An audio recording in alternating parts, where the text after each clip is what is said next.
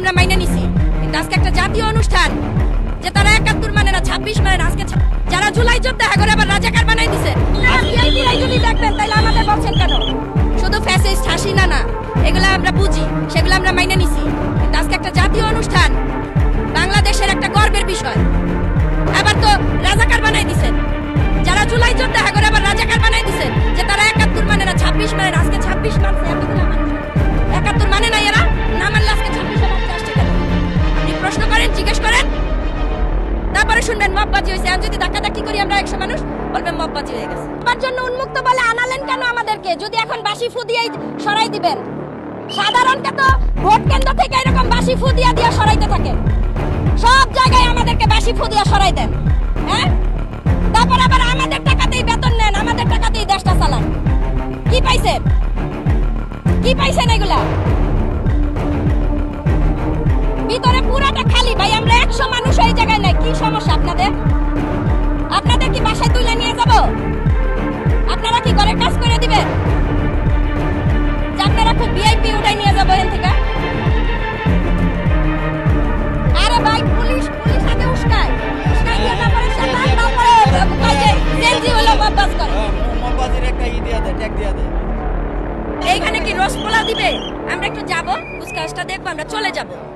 ব্যাগে দেখেন কি আনছি, ব্যাগে কিছুই আনি নাই ভাই, মোবাইলটা ছাড়া। যে জানি আমরা জনগণ, আমরা লেখাপড়া করছি, আমরা শিক্ষিত, আমরা জানি একটা প্যারেড স্কোয়াডে বা কোনো একটা জাতীয় প্রোগ্রামে আসলে কিভাবে নিজেকে রেডি করে আসতে হয়। শুনেন, আপনাদের লিমিট কত এটা আপনারা বলেন নাই কেন? এই 100-200 মানুষ তো আপনার লিমিট ক্রস করবে না। 100-200 মানুষ তো আপনার লিমিট এত ক্রস করবে না। আপনারা ভিআইপিরাই যদি দেখবেন তাহলে আমাদের বলছেন কেন? যারা জুলাই যোদ্ধা করে আবার রাজাকার বানাই দিছেন যে তারা 71 মানে না 26 মানে না, আজকে 26 মানছে। 71 মানে না, এরা না মানলে আজকে 26 মানতে আসছে কেন? ঢুকলে এই গেট দিয়ে ঢুকবো, এগুলো হলো ফাইজলামি করা। শুনেন, আমাদের জনগণের ট্যাক্সের টাকায় পুরা সরকার লুটপাট করে, শুধু ফ্যাসিস্ট হাসিনা না, এগুলো আমরা বুঝি, সেগুলো আমরা মাইনে নিছি, কিন্তু আজকে একটা জাতীয় অনুষ্ঠান, বাংলাদেশের একটা গর্বের বিষয়, আবার তো রাজাকার বানাই দিছেন। যারা জুলাই যোদ্ধা করে আবার রাজাকার বানাই দিছেন যে তারা 71 মানে না 26 মানে না, আজকে 26 মানছে। এতগুলা মানুষ 71 মানে না, এরা না মানলে আজকে 26 মানতে আসছে কেন? আপনি প্রশ্ন করেন, জিজ্ঞেস করেন, তারপরে শুনবেন মববাজি হয়েছে। আর যদি ধাক্কাধাক্কি করি আমরা 100 মানুষ, বলবেন মববাজি হয়ে গেছে। আবার মেহের আফরোজ শাওন আবার পোস্ট দিবে, মেহের আফরোজ শাওন পোস্ট দিবে, বড় বড় যারা নেতা আছে তারা পোস্ট দিবে, দেশে মববাজি হয়। জাহিদুল ইসলাম উনি আবার জেনজিরে দুইয়া দিবে। আমরা এগুলা জানি ভাই, এগুলা খাইয়া বড় হইছি। 38 বছর চলে, 87 সনে আমার জন্ম। 5টা সরকার দেখছি, 5টা সরকার, 3টা সরকার একেবারে চোখে দেখছি, ঠিক আছে, আর 2টা হয়তো শুনছি, একটুও না। তারা 1.5 বছরেই দেখাই দিছে তারা কি করবে, তারপরেও এই সরকার আসছে। কেমনে আসছে এটাই আমাদের প্রশ্ন। যে আমার বাসায় 10 জনের 10টা চেয়ার নাই, আমি কেন 10 জনকে দাওয়াত দিব? আমি বলে দিব যে এত লিমিট, তাহলে অতজন মানুষই আসবে। ঢাকা শহরে 2 কোটি মানুষ থাকে ভাই, তারও বেশি।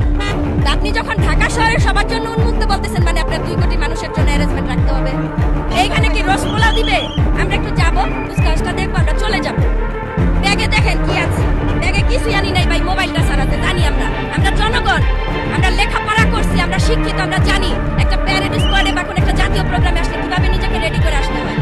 আমরা অতিরিক্ত ব্যাগও আনি নাই, যে ঠিক আছে যাতে প্রশাসনের কোনো সমস্যা না হয়। তাহলে আর কিভাবে এদেরকে আমরা সাহায্য করতে পারি বলেন? আর কিভাবে করতে পারি? এই যে ভিআইপিরা চলে যাচ্ছে, এই জায়গাগুলো খালি হয়েছে না, তাহলে আমাদের একটু দেখতে দেখ কি হয়। 18 বছর পরে আয়োজন করে এগুলো মস্করা করে, বুঝছেন? মানে ওই যে সবার জন্য উন্মুক্ত লেখা দিছে না, এখন বিএনপির নেতা কর্মীরা বলবে তারেক সাহেব তো সবার জন্য উন্মুক্ত করে দিছে, তা আদতে কি